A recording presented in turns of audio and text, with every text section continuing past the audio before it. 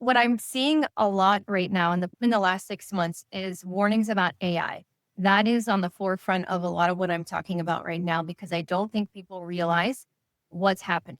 You don't understand what you're being tested right now as a collective with regard to this technology. They know us better than we know ourselves. They know how we react to things. They can predict how we're going to react to certain things.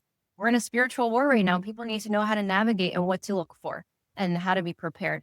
I have people that I know that go home every night after work and talk to ChatGPT for hours and just like it's a friend. You're not in those stations. You are your own station.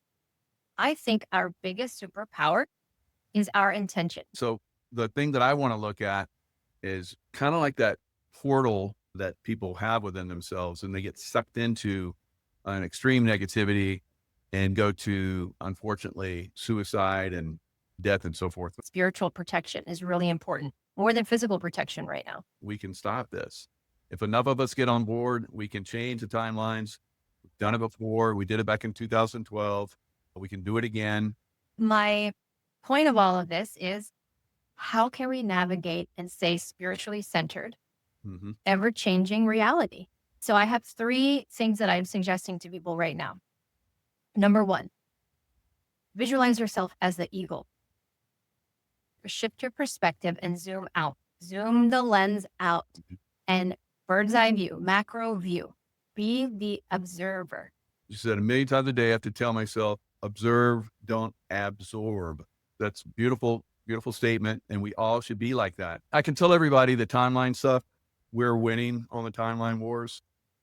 Stop putting your attention on saviors because everybody wants some sort of a savior. If everybody on the planet believed that I'm my own savior, Michael's his own savior.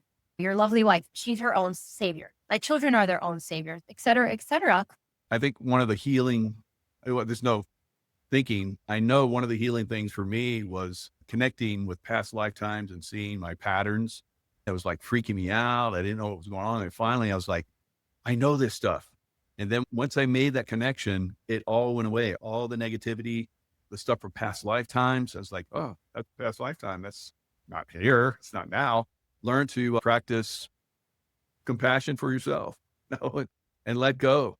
I learned to, once this anger and fear and so forth was like, getting stuck in me, I learned how to like let that out, let that go, replace it with love frequency. It just made a huge impact on my life.